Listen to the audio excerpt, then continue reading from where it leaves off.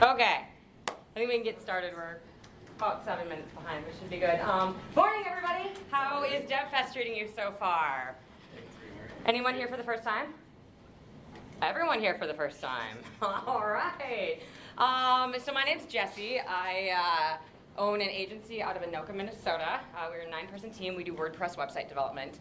In the last couple of years, I have really been focusing on branding for my image, or for my business, which is why I'm here today. Just kind of gauge who's in the room. Anybody here own a business? All right. Freelance? Work in the marketing or branding department? Yeah? Okay, so hopefully there'll be a little bit of something for most of you.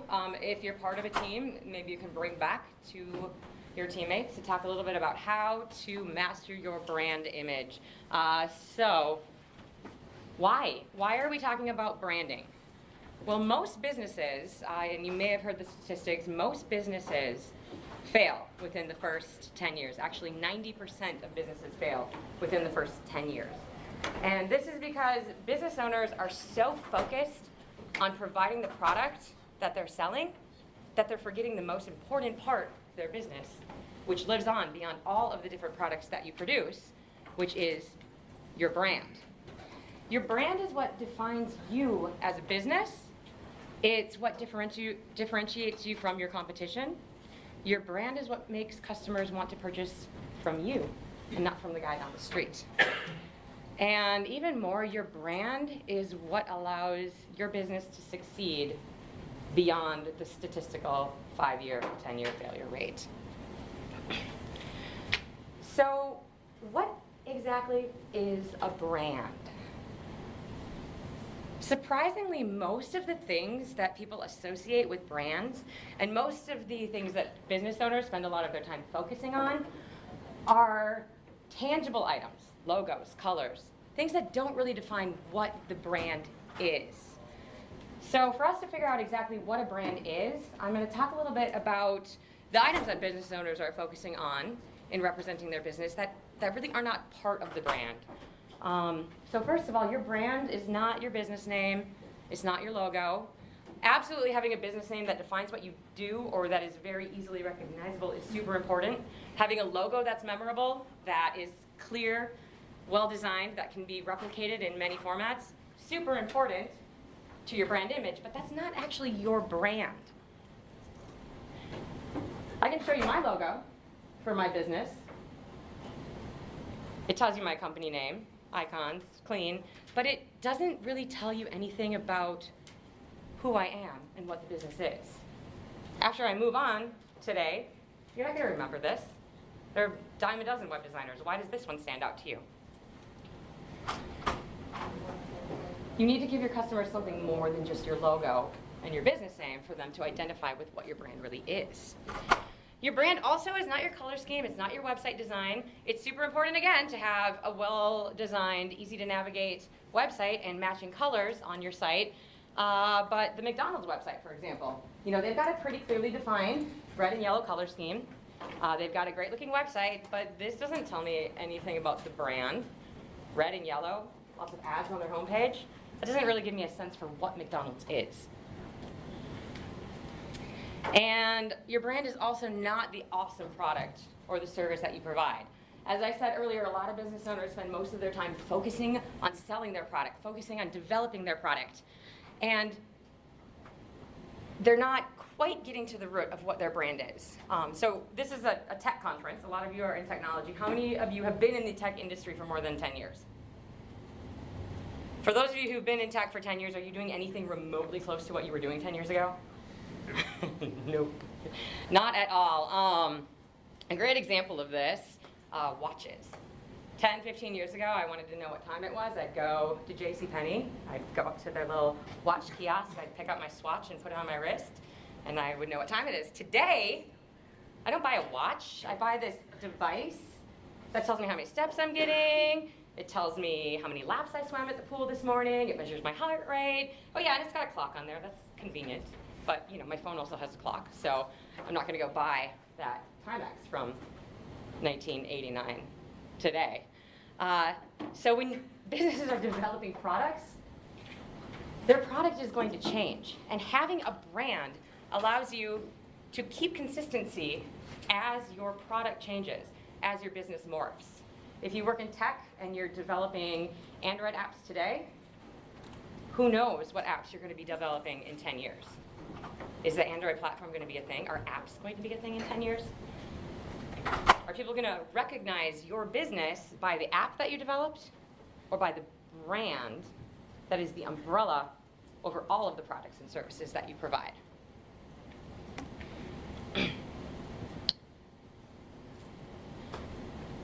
So, back to the question. What is a brand? It's not your logo. It's not your colors. It's not your website. It's not your products. What is it? So I showed this slide to my 6-year-old, and I said, "What's this?" And he said, "Well, that's Walmart." And I asked him, "What do you know about Walmart?" What do you guys know about Walmart? Cheap. Cheap. What else do you know about Walmart? Big. Everywhere? What do you know if you walk into a Walmart in St. Cloud versus a Walmart in St. Paul? Fluorescent lighting. Fluorescent lighting. So these are some of the things that we talked about the actual store. A Walmart, yeah, low prices. Convenient, you know you're going to find one if you need to shop for one. Someone said evil. Walmart has definitely evoked some feelings inside of us, both about the company and about employees and the people that you meet there. When you walk into a Walmart, you have a certain feeling that you associate with Walmart. You can expect to probably find similar products at any Walmart you go to. If you need a white t-shirt, probably know Walmart down the store is going to have your back.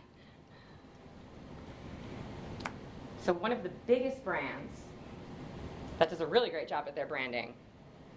Why do people buy Apple products? Sexy. Lifestyle extensions. Works really well. So is the iPhone any better than the latest Google phone? Yes. Is it? Is it really? Maybe. Do people buy Apple because it's faster or the technology behind it is cooler? I would argue no. People don't buy Apple products because they're far superior to their competitors. They buy Apple because they love the brand. They have an emotional connection to Apple. If you have a MacBook and you need a new phone, you're probably not going to go out and buy a Samsung. You're probably going to opt for the iPhone because Apple has got you in their emotional connection. They've done something that is sort of at the heart of becoming a brand. They have gained a following of customers that will be their customers for life. So when the iPhone reaches its end of life and we're talking to each other through remote goggles or something, all that Apple has to do is develop that product that replaces its iPhone, and it will already have thousands and thousands of users in line to buy it. Why? Because they love brand. Back in the 1990s is kind of when Apple started taking hold of their brand. They were going through a lot of rough times. It looked like the company was going to go bankrupt, and Steve Jobs, jumped in and said, "Hey, we need to actually focus on building the brand and not focus on putting out more and more different kinds of products." And so Mark Gobe, who is the marketer and author of Entrepreneur or Emotional Branding, he's also principal at DGA Security. Basically, what he says is Apple would be absolutely nothing without their brand.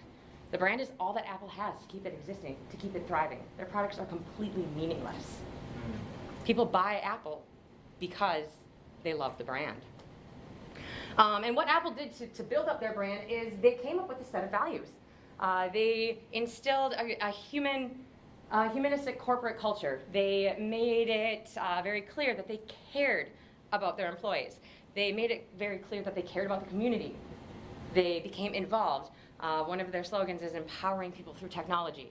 I mean, that's a great way to emotionally, immediately connect with a company and want to do business with them and want to support them. And it's a great way to help people remember you. Your brand, then, essentially, it's not your logo, it's not your colors, It's not your website. It's the emotional connection that people have to your business. Your brand is how people feel about your business. So I'm going to leave this slide up here for a minute. You recognize all of these logos, so go through them one at a time. And Walmart. How does Walmart make you feel? Gross. How about Target? About the same. Comcast? Xfinity? Apple? Microsoft? You have different feelings when you compare Apple and Microsoft? It's not comparing apples to apples. How about, how about Verizon and Sprint? T-Mobile? All of you have your favorite carrier, I'm pretty sure. You're not going to switch just because your competing carrier comes out with a lower price. You might, if price is what motivates you and you're not connected to the brand. Uber and Lyft. How many of you prefer one over the other? Yeah? Sort of. Ambiguous. Facebook. How do you feel when you think about Facebook? And I threw the Weinstein Company on there. Yeah, that's a new addition. Right? That brand has definite feeling behind it, which has absolutely nothing to do with its logo. Your brand is how people feel about your business. It's the emotional connection that people have with your business. But even more importantly, especially with the Weinstein Company, your brand is how people talk about your business to other people. If a person has a good feeling about your brand, they're going to relay that feeling on to their friends. They're going to relay that feeling on to the next person who's looking for your services or for your products.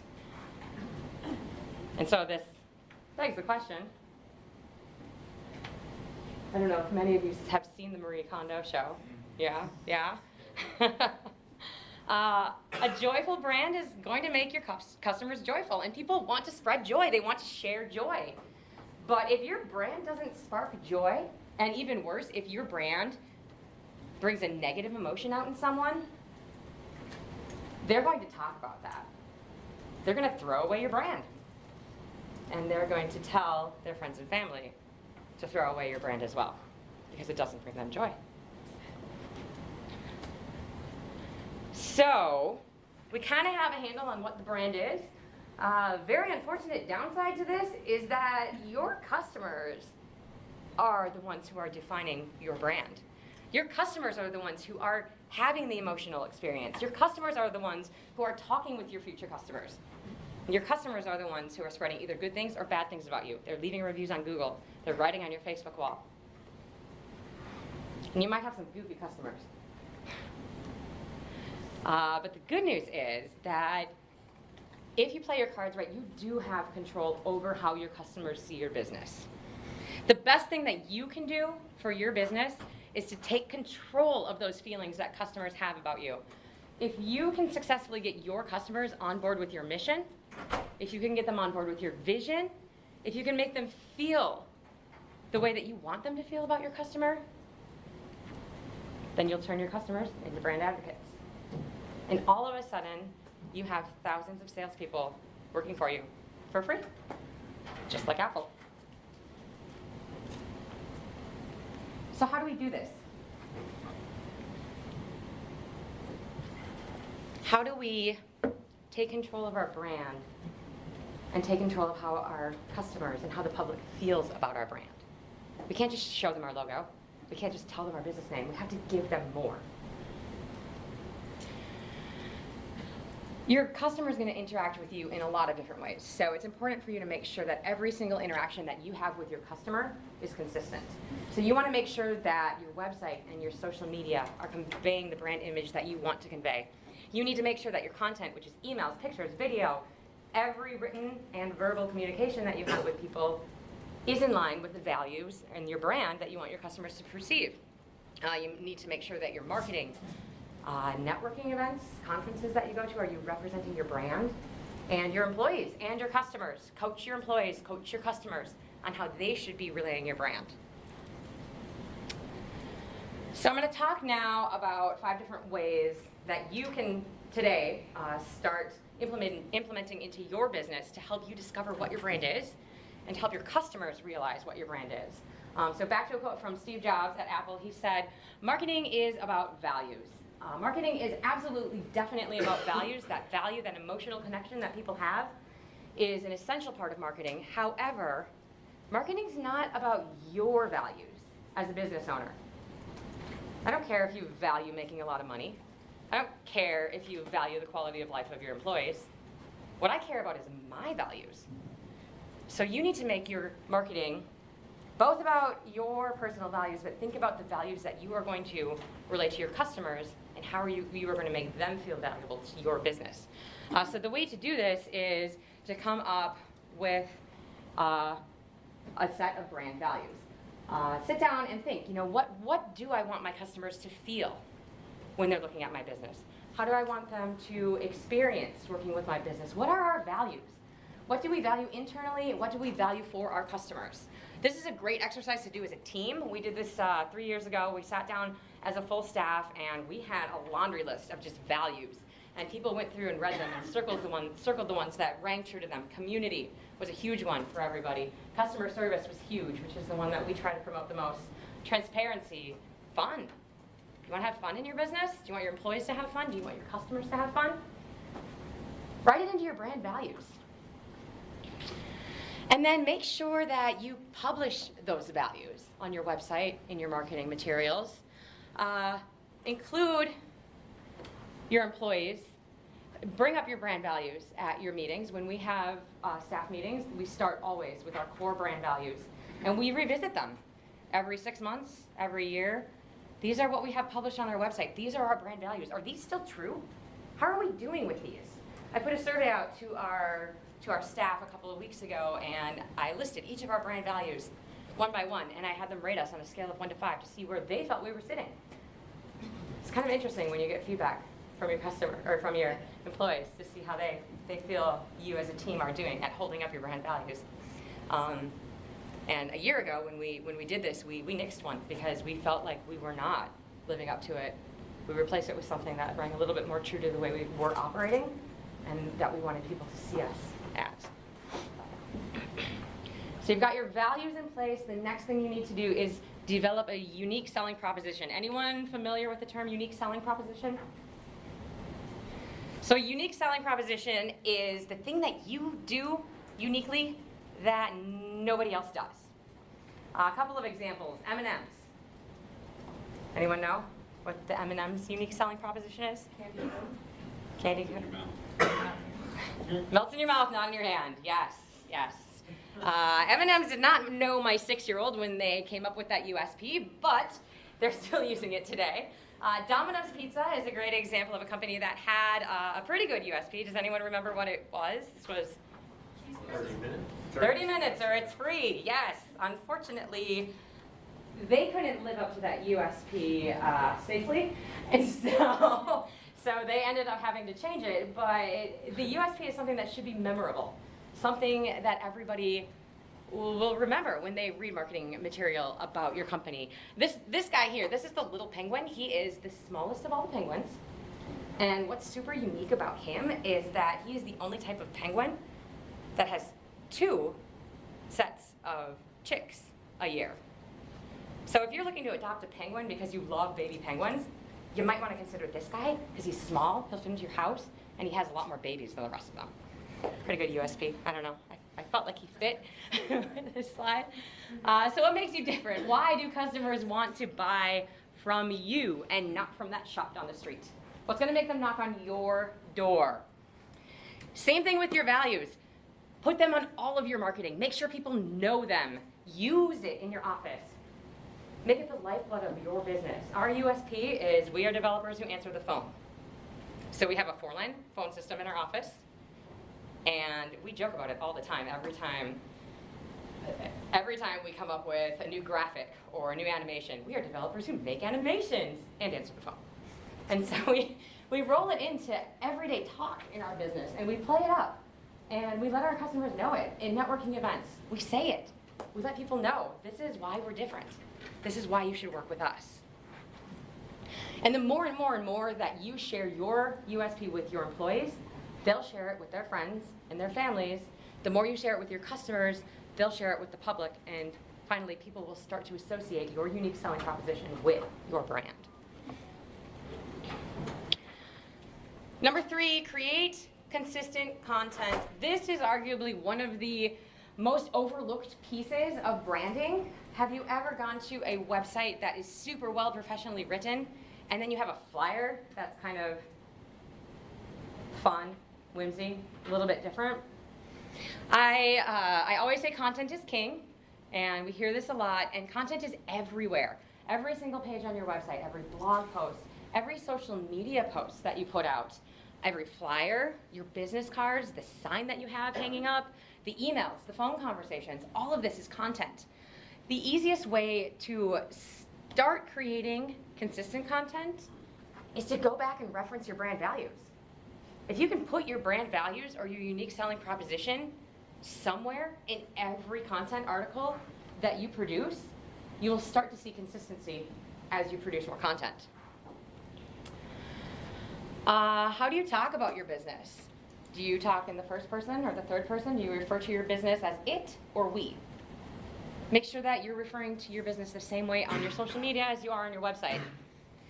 Do you use any catchphrases? In our office, we call each other penguins a lot. And so when I'm out of the office, I will set up an email autoresponder. So my autoresponder might look something like, hey, this is Jessi.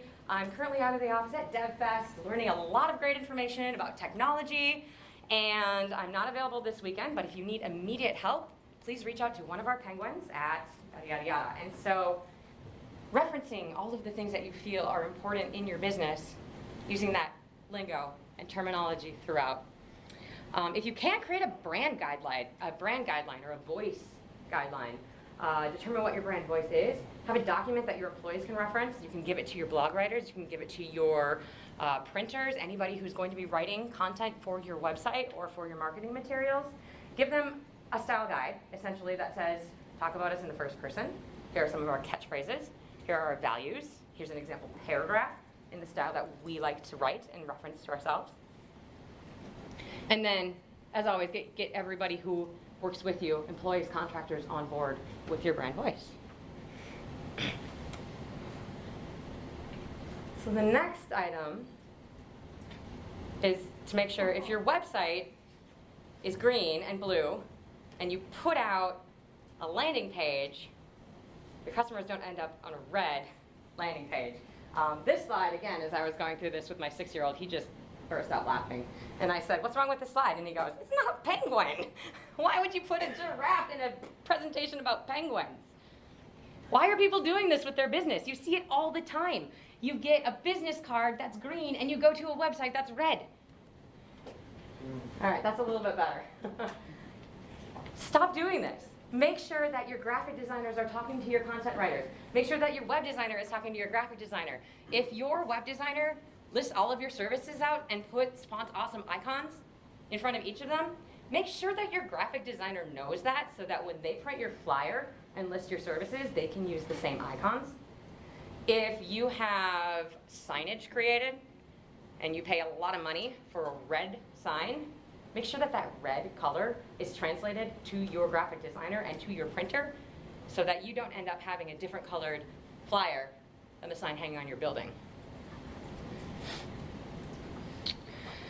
Investing in consistent colors, icons, photos, this is the part that I feel is worth putting a fair amount of time and even some investment into to make sure that you have a consistent look for your business. It's absolutely worth taking the time to hire a professional photographer. If you have staff photos and you're continually adding to your team and publishing your team photos or bios on your website, make sure the same photographer is taking those pictures. Make sure that they're edited in the same fashion. The last thing you want to do is have a super dark team photo with really bright individual staff photos. It's going to show some inconsistency. It's going to confuse your customers. Why does this look so different? Keeping all of your design elements consistent across all of your marketing channels, Facebook, brochures, flyers, is another way that you can keep your customers in line with what they think your brand looks like. And finally, make sure that both you and your employees always represent your brand in person. at networking events, conferences, everywhere they go. Once you have an idea of what your brand values are and what your brand image looks like, make sure that you sit down with your team, make sure you sit down with your customers and let them know how you want your brand to be represented. When you are out in public, make sure that you're representing your brand. This would be customer meetings, networking events, philanthropic events. If you do social outings as a team, or even a couple of you go to a restaurant together, make sure that you are acting the part of your brand while you're out in public. How do you do this? Well, maybe you're a business owner and you own a website development company and you've determined some of your brand values of experience, customer service, fun, and you've had professional headshots on your website. So maybe one of the things you do as a business owner is you go to DevFest or WordCamp and you deliver talks. You could potentially use a similar color scheme in your slide deck as you use in your marketing materials. If you have any photos that you use in your branding, you could just subtly incorporate them into your slide deck. If you say that one of your brand values is experience, you could pretend to know a little bit about the subject you're talking about. Fun, maybe you could be cheery, interact with people, have a good time when you're out. If you have professional headshots on your website, maybe you could try to dress in a similar fashion, maybe. Just so people know who you are and aren't confused when they go to your website and see you in person. I mean, if you're giving talks, you can pretty much do anything that you want, but being consistent will help people remember you more than just that logo that you don't remember anymore anyway. More than the color scheme. It's the whole brand package, the image. So in conclusion, your brand is the emotional connection that people have to your business. Your brand is not about your colors. Your brand is not about your logos. It's about the feeling that people have when they interact with you. People will buy from you because they love your business, not because they love your products. So the best thing that you can do to market yourself is to work on marketing your brand. Gain a brand following, gain brand loyalty, and your customers will turn into your biggest brand advocates. The 5 things you can do: brand values, work on these with your team, revisit them, publish them everywhere, create a unique selling proposition. Why are you different? Why do people buy from you? What makes you special? Keep your content consistent on every social media channel, phone call, networking event, every place that you have words, every place that you talk. Keep your content consistent. Keep your styling, icons, color scheme. Make sure that your website matches your brochures. Make sure that your brochures match your business cards. And represent yourself when you're out in public the way that you want people to view your brand. If you can do all of these things, you're well on your way to mastering your brand image. Any questions? Or you can, yeah, go ahead.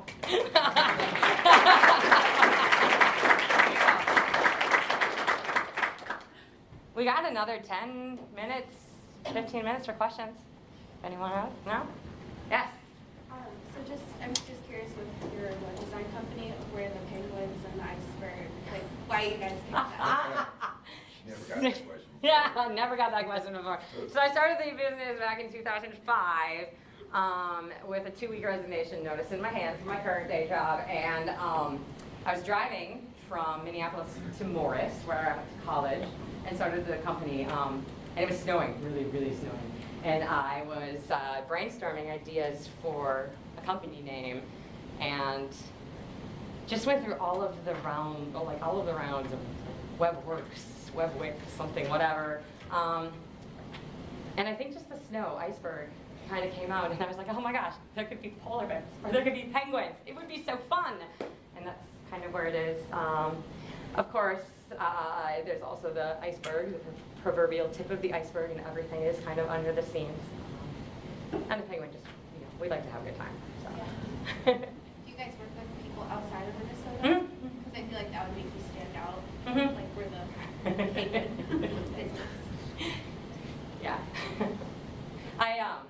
Interestingly, I ran into a guy, I'm not sure if Steve's in here, that I met at DevFest at lunch last year at this DevFest.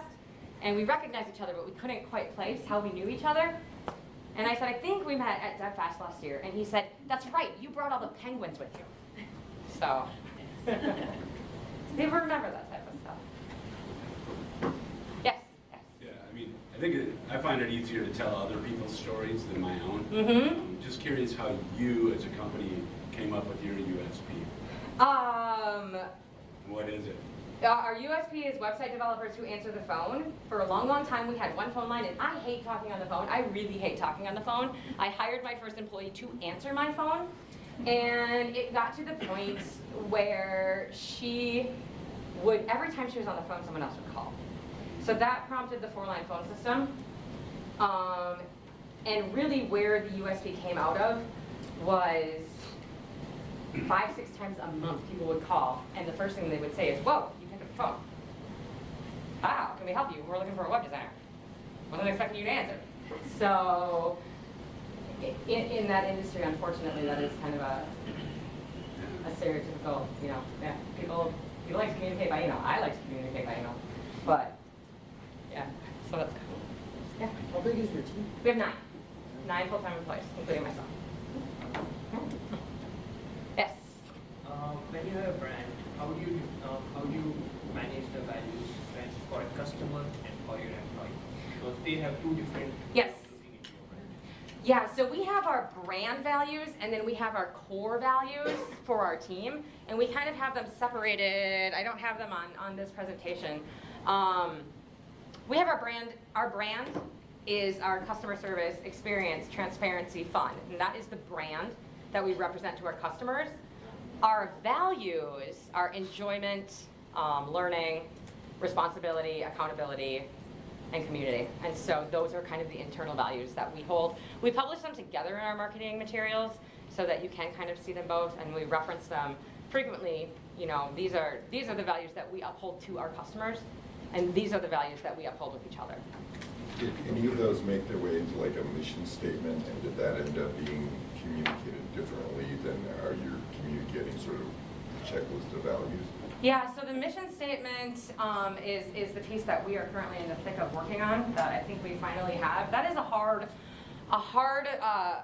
thing to do. So initially our mission statement was to be an authority in the industry, and we kind of felt that that was a little bit ambiguous, and we felt like we kind of have passed that. So we have been as a team working on a mission statement, and what we kind of have loosely come up with is the statement that we have floating right now that isn't on our website yet is, in our quest to become a full-service agency, we work directly with customers to help solve their problems and create better online experiences for both their business and their customers, something like that, which brings the customer service in and brings the experience in, working on solving problems and kind of the enjoyment for our team of what they like to do.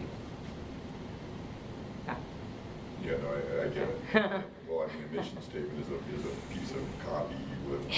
The mission for a long statement, time. It takes a while to generate the one that feels right. right, and so the mission statement, a lot of people look for mission statements, and I feel like the mission statement is sort of where you as a business are trying to get to, and what your business vision as the business is. And some people care about that, and absolutely, if you can come up with a great mission statement, definitely make it part of your marketing.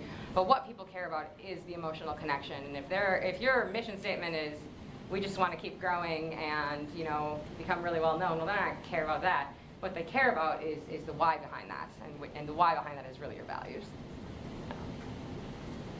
Yes. Were there certain resources that kind of helped you improve your business as far as your brand, your core values and your brand values? I did work with one-on-one with a business consultant for a while. His job was more just to ask me questions, to ask why. Why are you doing things? Why are you running your business the way you're doing? What is the ultimate purpose? A lot of the imagery kind of comes, more out of the name of the business, how we enjoy doing things. The color scheme I actually picked working with a graphic designer, and if you look up color theory in branding, I was going to include that as part of this, but it's kind of a pretty big side tangent, but colors have really deep meaning. So you see a lot of food using yellow and orange and red because yellow and orange and red make you hungry. We picked red and black because they are authority colors.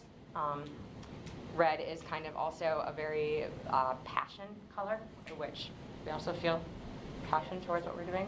I guess, Mhm. I guess the color scheme of, I guess, anything arctic. Yeah. Yeah, it was actually originally the color scheme was blue. Blue you see a lot in new businesses because it invokes trust. And it makes people feel super comfortable with you. When I first started the business, it was a lot of blue because of that emotional feeling that you have behind there.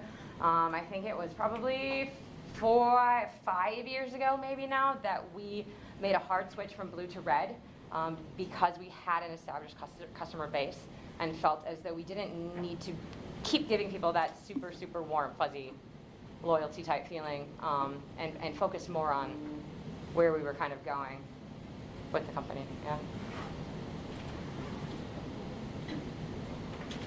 Team retention, just like Yeah. the culture. What are some really good strategies? Like anything? Be a good boss, I guess. No, treat your employees well. It's all about your team. It's absolutely 100% all about your team. You cannot run a business if you don't have solid people behind you. And so just having this conversation at our meetings, what are our values? Do you guys stand behind these values? And you said it super, super well this morning with the one-on-ones. Ask your team members, are you doing what you want to do?